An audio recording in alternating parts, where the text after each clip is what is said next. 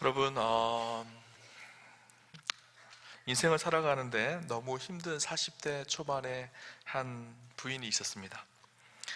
남편은 직장에서 해고되고 백수로 지내고 두 아이는 고등학교를 다니는데 교육비가 너무 많이 들고 힘들었습니다. 그래서 이 여인이 식당에서 아르바이트를 하면서 그렇게 간간히 살아가는 거예요. 그래서 너무 힘들어서, 너무너무 어려워서 내가 살아가는 세상이 너무너무 지옥 같고 우리 가정이 지옥 같다, 이렇게 생각을 하고 있었습니다. 그러던 어느 날에 그 옆집에 살던 한 권사님이 이분에게 복음을 전하고 교회로 전도를 했습니다. 영식이 엄마, 그렇게 살면 너무 힘들 텐데 우리 예수님 믿었으면 좋겠어요. 그렇게 해서 복음을 전한 거예요. 그래서 함께 교회를 갔습니다. 이분이 교회 가서 예배를 드리고 은혜를 받고 그러는데 목사님 설교가 너무너무 은혜가 됐어요. 그 설교 내용이 나중에 우리가 죽으면 천국을 간다는 거예요. 천국에 가면 슬픔도 없고 고통도 없고 어려움도 없고 하나님 씨는 참된 기쁨과 행복과 은혜가 넘치는 곳이라는 것을 듣게 되어진 것이죠. 그래서 이분 안에 소망이 생겼어요. 내가 빨리 천국 갔으면 좋겠다라는 생각이 들은 거예요. 그래서 열심히 기도했어요. 하나님, 빨리 천국 가게 해주세요. 지옥 같은 세상에서 떠나서 빨리 천국 가고 싶어요. 그렇게 기도를 한 거예요. 그러자 하나님께서 나타나셔서 말씀을 하셨습니다. 하나님, 빨리 천국 가고 싶어요. 그렇게 기도하니까, 그래, 세상 살기 힘들지, 내 마음을 다 이해한다. 이제 내 소원을 들어줄 텐데 그 전에 내가 몇 가지 내 말대로 좀 네가 순종해 줬으면 좋겠다. 그렇게 말했습니다. 그러자 이 아주머니가 네, 순종하겠습니다 그랬어요. 하나님 말씀하십니다. 얘야, 너희 집안이 보니까 너무 지저분한 것 같아. 그래서 죽기 전에 마지막 3일 동안 집을 깨끗하게 좀 정리 한번 했으면 좋겠어. 그러면 가족들이 죽기 전에 우리 엄마가, 아내가 잘 자신의 삶을 정리했구나, 그렇게 말하지 않겠니? 그렇게 말씀한 거예요. 그러자 예, 알겠습니다 하나님. 그래서 3일 동안 열심히 청소를 했습니다. 먼지도 닦고 또 깨끗하게 청소도 하고, 그래서 집이 반짝반짝 빛나게 되어졌어요. 3일이 지났습니다. 하나님께서 또 말씀하십니다. 얘야, 내 아이들이 마음에 걸리지 않니? 그래도 아이들한테 엄마가 좋은 엄마였다고 그렇게 마지막 그렇게 인상을 남겨줘야 되지 않겠니? 3일 동안 아이들을 최대한 사랑해주고 섬겨주었으면 좋겠어. 그렇게 말한 거예요. 그래서 이 여인이 예, 하나님, 3일 동안 열심히 자녀들을 사랑으로 품고 안아주고 간식도 해주고 맛있는 음식도 해주고 잘 해주었어요. 3일이 지났습니다. 하나님이 또 나타나셨어요. 이제 갈 때가 되었다. 마지막 부탁 하나만 하자. 너 남편 때문에 상처를 많이 받았는데 남편을 위해서, 그래도 남편이 장례식장에 아내가 참 좋은 아내였다라고 그렇게 말할 수 있도록 친절을 베풀어 줬으면 좋겠어. 3일 동안. 그런 거예요. 3일 동안 열심히, 그래서 남편을 위해서 천국에 빨리 가고 싶어서 열심히 친절을 베풀고 사랑으로 남편을 대해줬습니다. 평상시에 바가지를 팍팍 긁던 아내가 갑자기 친절한 모습으로 와서 자기에게 사랑으로 대해주니까요, 남편이 너무 행복했어요. 이제 3일이 지났습니다. 하나님이 나타나셨습니다. 이제 천국으로 가자. 그런데 그 전에 내 집을 한번 돌아봤으면 좋겠다. 아내가 집을 쭉 돌아보니까요, 집이 너무 좋은 거예요. 집이 깨끗하게 바뀌어져 있고 아이들은 너무너무 행복한 모습으로 웃고 있고 남편은 잔잔한 미소를 지으면서 행복해하고 있는 거예요. 집이 지옥 같았는데, 가정이 지옥 같았는데 9일 동안 가정이 천국으로 바뀌어진 것이죠. 그러면서 하나님 앞에, 하나님, 집이 천국으로 바뀐 것 같습니다. 더 이상 천국 갈 필요 없을 것 같습니다. 이 집에서 열심히 행복하며 잘 살았으면 좋겠습니다. 그렇게 하나님 앞에 기도했다고 합니다. 여러분, 9일 동안요, 천국을 집으로 바꾸는 것처럼 우리의 인생 가운데도 우리의 가정을 9일 동안 천국으로 바꾸는 그런 축복이 있으셨으면 좋겠습니다. 자, 결혼식 할 때마다 두 가지를 꼭 권면하거든요. 첫 번째 권면은 신랑 신부가 결혼을 하면, 제가 주례를 할 때 그렇게 권면합니다. 신랑 신부 꼭 결혼해서 좋은 귀한 자녀를 출산했으면 좋겠는데, 한 명하고 한 명을 만나서 2명이 됐으니까 2명 이상은 꼭 출산을 해야 된다는 거예요. 그것이 나라와 국가를 위해서 이바지하는 중요한 일이라고 권면을 하고요. 또 한 가지는 그 아이들을 신앙으로 잘 길러내서 나중에 교회를 갈 것인데, 이 아이들이 교회 학교를 다닐 텐데 교회 학교에 가서 열심히 성경 공부도 하고 천국에 대해서 배우면 아마 집에 돌아와서 반드시 엄마한테 천국이 뭐야? 라고 묻는 날이 있을 거라고. 그러면 그때 자신 있게 우리 가정이 천국이야 라고 말할 수 있는 가정이 되기를 그렇게 권면을 합니다. 저는 우리와 함께 성도님들의 가정이요 다 천국 되었으면 좋겠어요. 하나님 주시는 놀라운 은혜가 넘쳐나고 기쁨과 감사가 넘쳐나고 집에 들어가면 아우 지옥이다 이렇게 하는 것이 아니라 집에 들어가니까 너무 좋다, 빨리 집에 가야지, 이렇게 바뀌어지는 그런 축복이 있었으면 좋겠습니다. 사실 이 세상에 일어나는 모든 문제의 근원은요 우리 가정에서 일어나는 문제거든요. 마더 테레사 수녀님이 이런 얘기를 했다 그러죠. 이분이 노벨 평화상을 받고 난 이후에 한 기자가 물었어요. 수녀님, 어떻게 하면 세계 평화를 위해서 우리가 이바지할 수 있을까요? 그렇게 묻자 테레사 수녀님이 그렇게 얘기했다고 합니다. 오늘 빨리 집에 들어가서 가정의 평화를 지키십시오. 그것이 세계 평화를 이바지하는 길입니다. 그렇게 이야기를 했다고 합니다. 가와 만사성이라는 말이 있죠. 가정이 화목해야지 모든 일들이 아름답게 이루어지는 것입니다. 오늘 본문을 통해서 저는 좀 우리가 그리스도인으로서 우리의 가정이 천국되는 가정 되기 위해서 아주 근본적이고 본질적인 우리 신앙의 모습이 어때야 되는지를 좀 함께 나누어 보려고 합니다. 오늘 1절을 보면요 이렇게 이야기합니다. 여호와를 경외하며 그의 길을 걷는 자마다 복이 있도다, 그렇게 말씀하고 있죠. 여호와를 경외하고 그의 길을 걷는 자마다 복이 있다. 여기서 복이라는 단어가요 히브리어로는 아쉬레라는 단어입니다. 히브리어로 복이라는 단어가요 두 단어가 있습니다. 그게 바라크라는 단어가 있고 아쉬레라는 단어가 있는데, 이 아쉬레라는 단어는요 어떤 의미인가 하면 하나님으로부터 오는 참된 행복을 말합니다. 여기서 말하는 복은요 우리가 물질의 복, 건강의 복 이런 복을 말하는 것이 아니라 하나님과 함께함으로 얻게 되어지는 참된 행복을 말합니다. 그래서 시편 1편 복 있는 자는 하죠. 그 복 있는 자는 복이 아시레라는 단어예요. 하나님으로부터 오는 참된 행복, 그 아시레의 복을 누리는 사람은 어떤 사람이라고요? 여호와를 경외하는 사람마다, 그리고 그 길을 걷는 자마다. 마다 이렇게 기록하고 있죠. 마다라는 단어가 히브리어로 보니까 콜이라는 단어로 되어 있어요. 전체, 모두들. 그러니까 여호와를 경외하는 모든 사람들마다 하나님께서 복을, 아시레의 복을 주신다라는 거예요. 여러분, 여호와를 경외하는 자에게 하나님께서 복을 주십니다. 왜 그럴까요? 사실 우리 인간의 근원이 누구죠? 하나님이세요. 하나님께서 우리를 창조하셨습니다. 그리고 하나님과 인격적인 교제 안에 살아가도록 하나님께서 우리를 부르셨죠. 우리의 주권자가 하나님이시고 주인이 하나님이십니다. 그래서 우리는 하나님의 다스림 안에 살아갈 때 가장 아름다운 복을 누리는 삶이 살도록 되어져 있는 존재들이에요. 우리의 가정도 마찬가지입니다. 우리 가정을 만드신 분이 누구실까요? 하나님이십니다. 하나님께서 만드신 공동체가 두 개가 있죠. 교회와 가정이에요. 교회도 하나님이 주인이시고 하나님의 다스림 안에 있을 때 온전한 교회가 교회로서의 모습을 가집니다. 가정도 마찬가지입니다. 하나님의 다스림과 그분을 경외하며 그분의 다스림 안에 살아갈 때 그 가정이 참된 복을 누리는 가정이 되어지는 거예요. 오늘 본문에 하나님을 경외한다 할 때, 그러면 경외라는 의미는 도대체 어떤 의미일까요? 경외라는 말은요 원문을 보면 야레라는 단어로 되어 있는데, 이 말은요 두렵다, 떨린다라는 말이에요. 이 말은 단순히 하나님이 너무 무서워서 두려워서 떨리는 것이 아니라 그분을 너무 사랑하고 너무 존경해서 그 위대하신 하나님 앞에 두렵고 떨리는 마음이 경외입니다.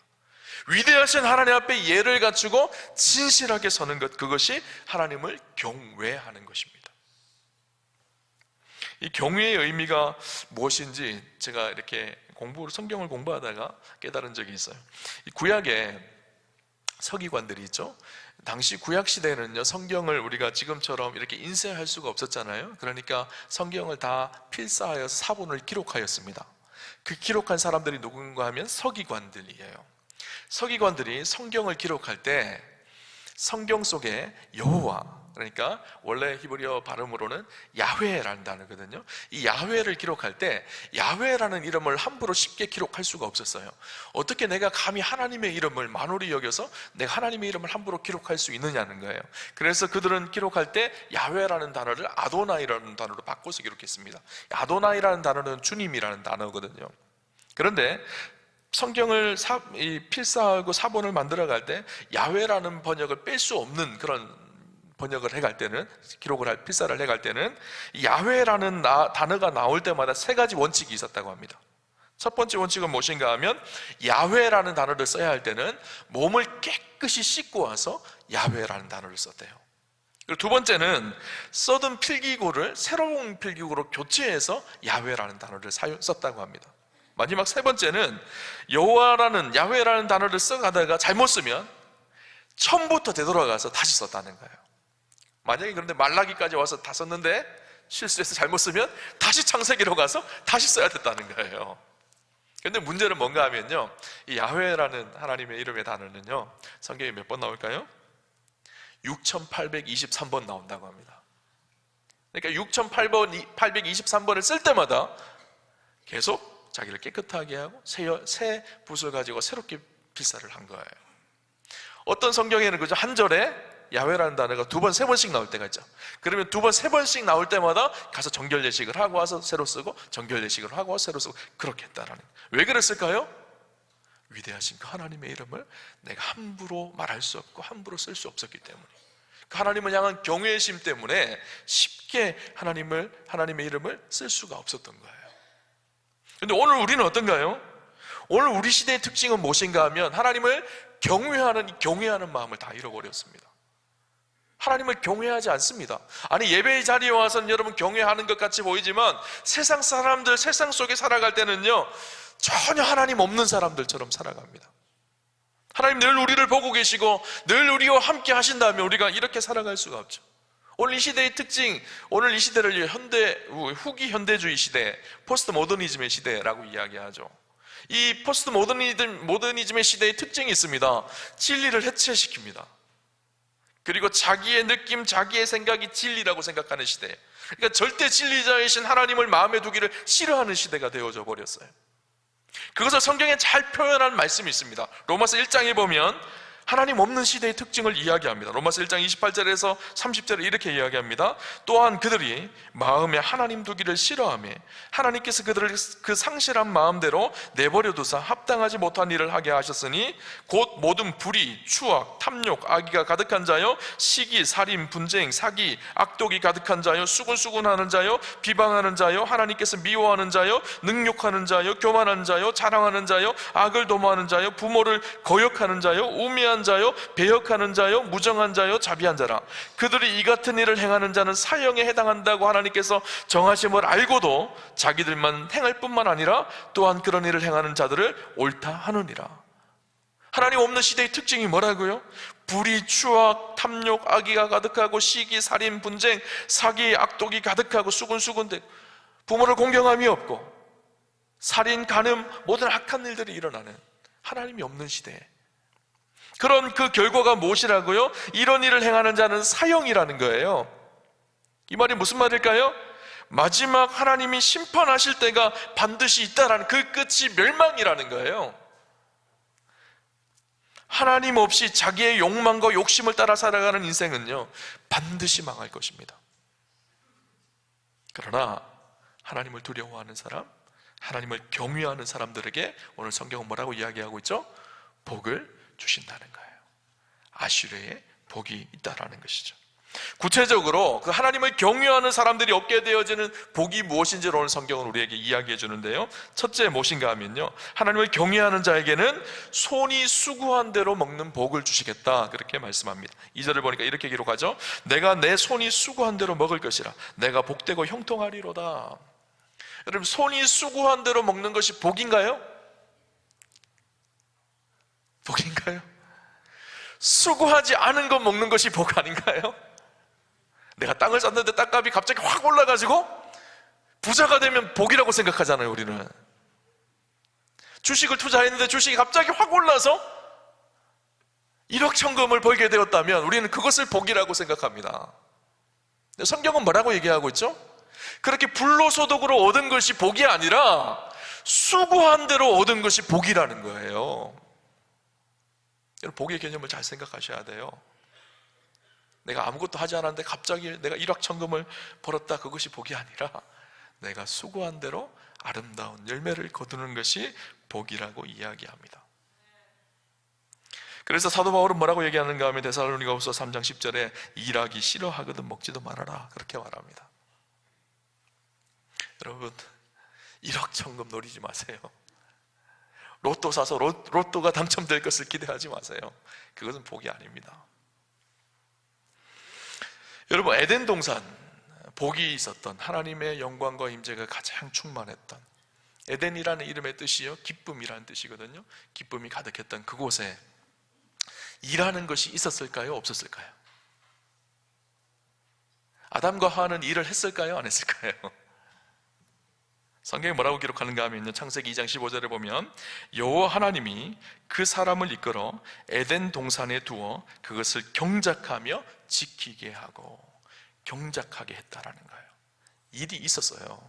노동이 있었습니다. 그런데 지금 우리가 이야기하는 노동처럼 고되고 힘들고 고통스러운 노동의 의미가 아니라 굉장히 창조적이고 의미 있고 아름다운 노동이 있었습니다. 그래서 일하는 수고의 열매를 거두는 곳이 에덴이었었어요. 그런데 죄로 인해서 어떻게 될까요?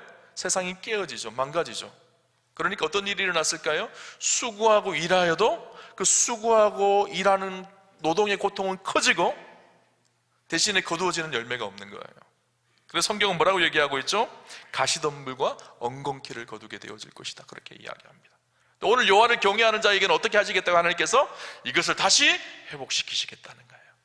에덴에서 인간의 죄로 인해 깨어진 그 관계 속에 잘못된 노동의 관념이 새롭게 회복되게 하시겠다는 거예요. 그래서 수고한 대로 얻게 되어지는 하나님의 놀라운 축복과 은혜를 얻게 하시겠다는 거예요. 이 고백은 어떤 고백인가 하면요, 하나님께서 지키시고 보호하시고 인도하신다는 의미가 담겨져 있습니다. 오늘 우리가 읽었던 시편 128편 말씀은요, 127편과 연결되어지는 시입니다. 127편은 우리가 너무 잘 아는 시편이에요. 127편 1절을 보면 이렇게 얘기합니다. 여호와께서 집을 세우지 아니하시면 세우는 자의 수고가 헛되며 여호와께서 성을 지키지 아니하시면 파수꾼의 깨어 있음이 헛되도다.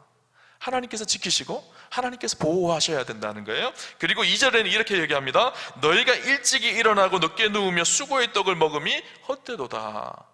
아침 일찍 일어나서 열심히 수고하고 밤늦게까지 일하더라도 그 수고한 것이 헛되다는 거예요.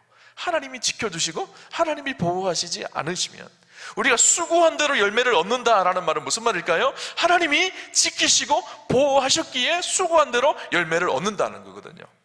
농부가 열심히 보면 씨를 뿌렸습니다. 그러면 씨를 뿌리는 수고는 있었지만 그 씨앗이 자라게 하시는 분은 누굴까요? 하나님이시거든요. 하나님께서 햇볕을 주시고 적절한 비를 주시고 적절한 영양분을 통해서 그 씨앗이 자라나게 하세요.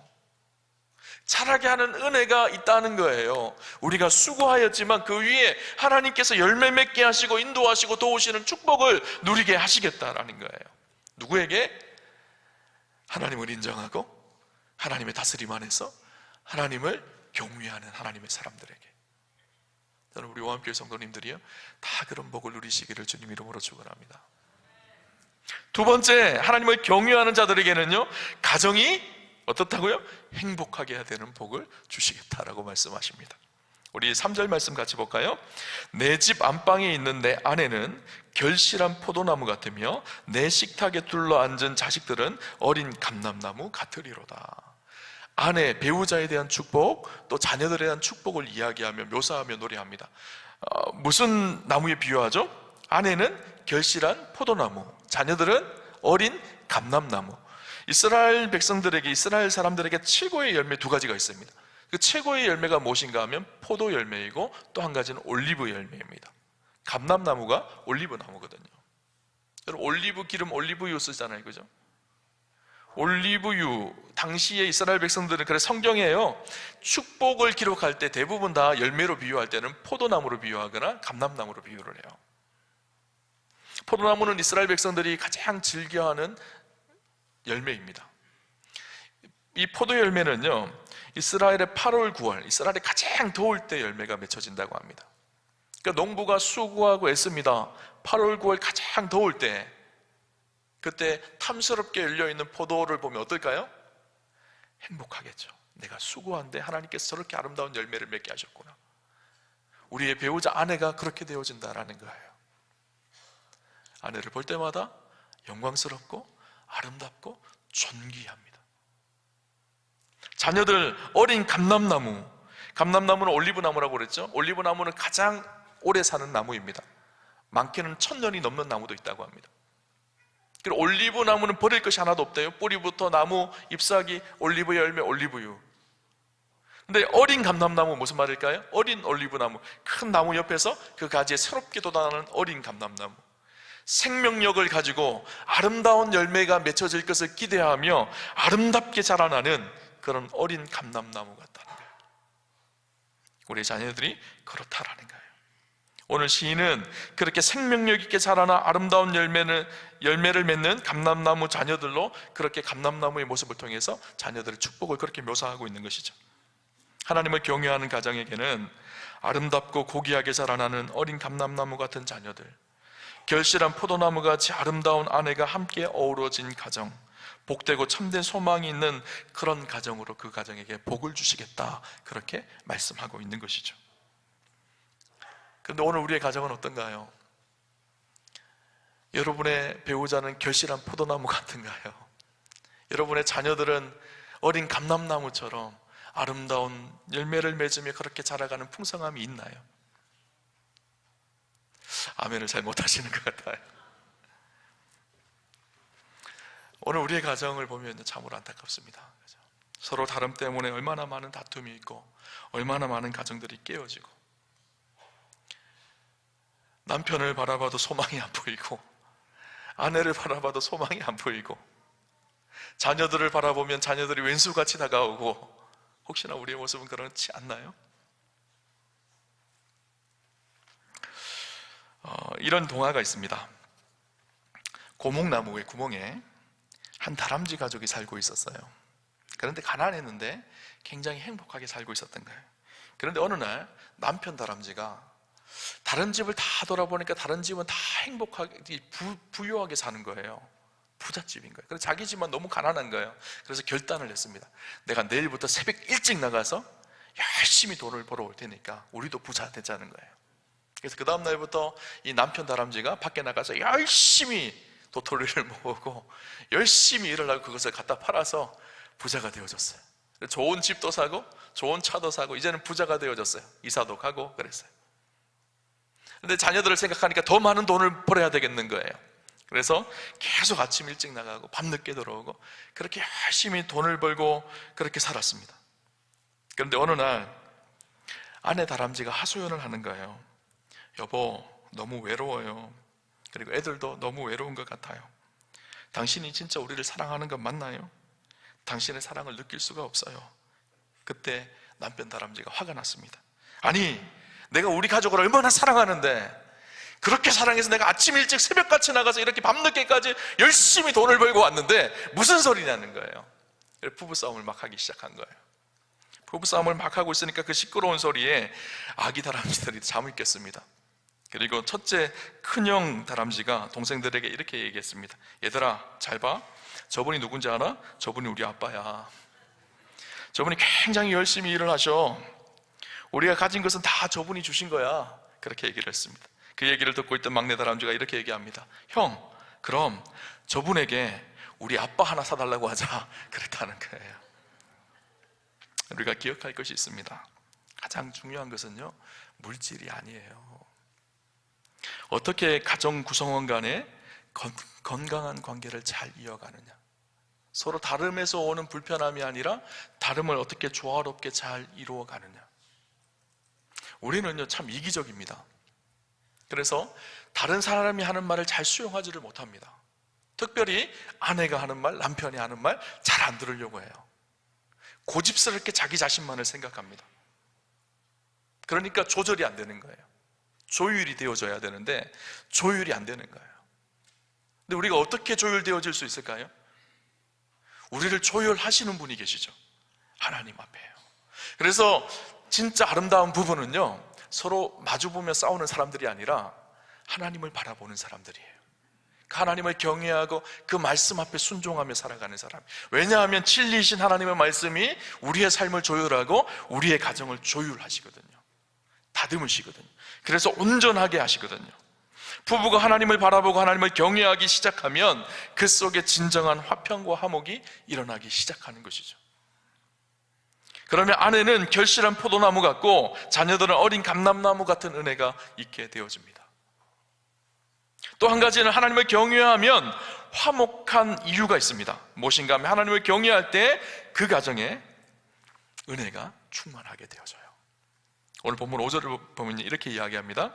여호와께서 시온에서 내게 복을 주실지어다. 너는 평생의 예루살렘의 번영을 보며 시온에서 복을 주실 것이다. 그렇게 말씀하고 있거든요. 시온에서 복을 주신다라는 말이 무슨 말일까요? 시온은 예루살렘 성전이 있었던 곳이죠. 성전이 뭐 하는 곳이죠? 제사하고 하나님을 예배하는 곳이죠. 하나님을 예배하는 예배의 복이 있다는 거예요. 예배의 복이 무엇일까요? 하나님을 인정할 때 하나님의 은혜가 임하는, 예배 속에 하나님을 경험하고 하나님의 영광을 경험하는 그 은혜의 복이 있다는 것을 말씀하고 있죠. 여러분, 은혜가 있는 인생과요, 은혜가 없는 인생은요 전혀 다릅니다. 은혜가 있는 인생은요, 하나님의 그 사랑 때문에 다른 사람을 사랑할 수 있는 능력이 나타납니다. 하나님의 은혜가 있는 사람은요, 다른 사람을 용서하고 수용할 수 있는 능력이 있습니다. 마음에 여유가 있는 거예요. 기쁨이 있는 거예요. 그런데 은혜를 잃어버리면 어떨까요? 우리 작은 일 속에서도 화가 나고 분이 나고 자기를 통제하지 못하고 조절을 못합니다. 그래서 우리의 삶 속에 늘 필요한 것이 무엇일까요? 은혜가 머물게 하는 거예요. 하나님의 사랑이 우리의 삶 속에 머물게 하는 것이죠. 경외라는 단어를요, 유진 피터스 목사님이 쓴 메시지 성경에 보면 재미있게 번역을 해놨습니다. 이 경외라는 단어를요, worshipfully before God 이렇게 돼 있어요.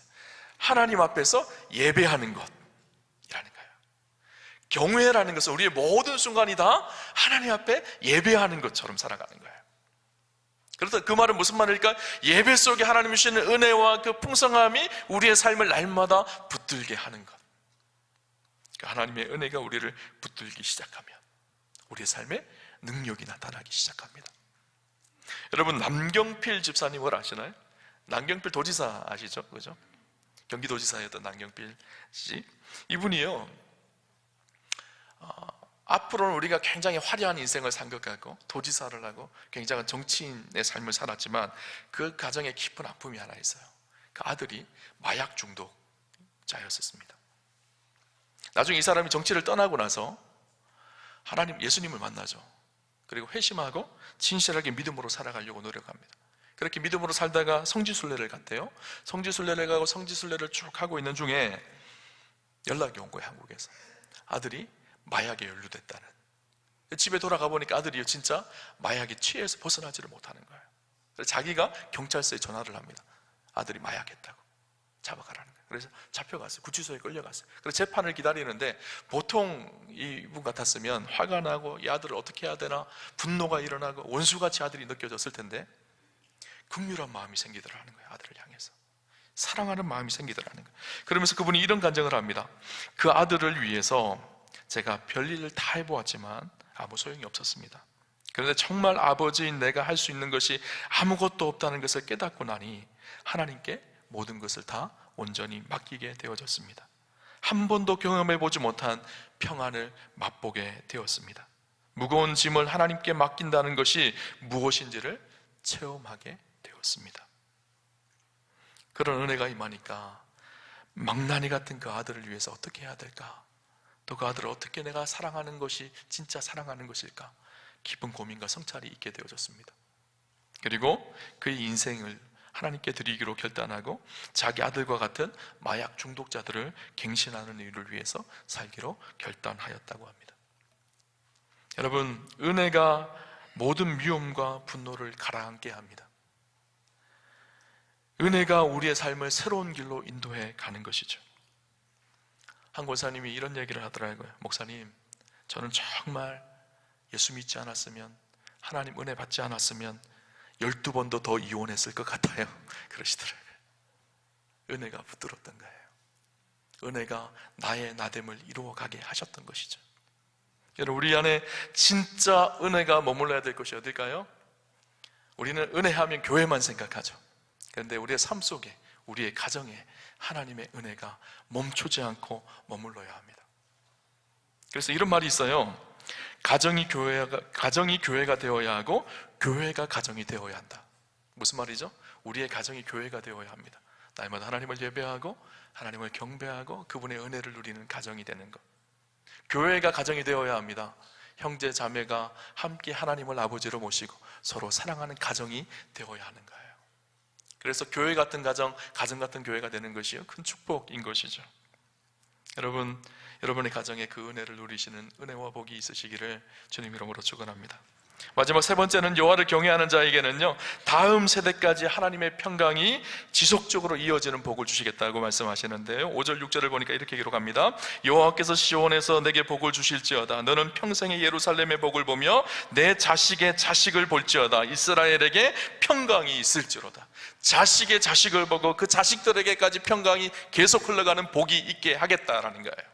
여러분, 나 혼자만 복 받는 것이 아니라, 나 혼자만 하나님 안에서 평강을 누리는 것이 아니라 우리의 자녀들이 하나님 안에서 참된 평강을 누리고 그 자녀들이 하나님의 평강을 누리고 하나님을 경외하는 가정이 되시기를 주님 이름으로 축원합니다. 근데 우리의 자녀들이 왜, 나는 열심히 예수 믿는 것 같은데 우리의 자녀들은 왜 믿음 생활 안 할까요? 신방 다니면 늘 기도 제목이 그거예요. 이 녀석이 초등학교 다닐 때, 중고등학교 다닐 때는 열심히 회장도 했는데 지금은 교회를 안 다녀요. 그렇게 말합니다. 왜 그럴까요? 많은 이유들이 있겠지만 그 중에 한 가지 이유가 무엇인가 하면요, 우리가 하나님을 경외하며 살아가는 삶의 모습을 우리 자녀들에게 보여주지 못했기 때문이에요. 교회만 데려다 놓고 교회 안에서 잘 될 거라고 생각을 하지만 사실 우리가 신앙을 전수해줘야 될 장소가 어딜까요? 우리의 가정이거든요. 자녀들은요, 부모의 뒷모습을 보고 그대로 따라옵니다. 안 좋은 것도 똑같이 보고 배우고요, 좋은 것도 똑같이 보고 배워요. 우리가 하나님을 어떻게 경외하며 진실하게 세상 속에서, 우리의 가정 속에서 살아가는 그 모습을 보고, 아, 우리 부모님이 진짜 예수 믿는 사람이구나, 아, 예수 믿으니까 저렇게 인생이 멋있네, 그렇게 되어지는 거예요. 여러분의 뒷모습이요, 우리 자녀들이 따라오는 하나님 앞에 나아가는 축복의 길로 인도하는 그런 모습이었으면 좋겠습니다. 저는 우리 교회예요. 그래서 믿음의 대가 2대, 3대, 4대, 5대, 6대, 7대, 8대, 9대, 10대 주님 오시는 그날까지 멈추지 않고 끊임없이 흘러가는 축복이 있었으면 좋겠어요. 믿음의 명문 가문들이 다 되시기를 주님 이름으로 축원합니다. 그 시작이 어디라고요?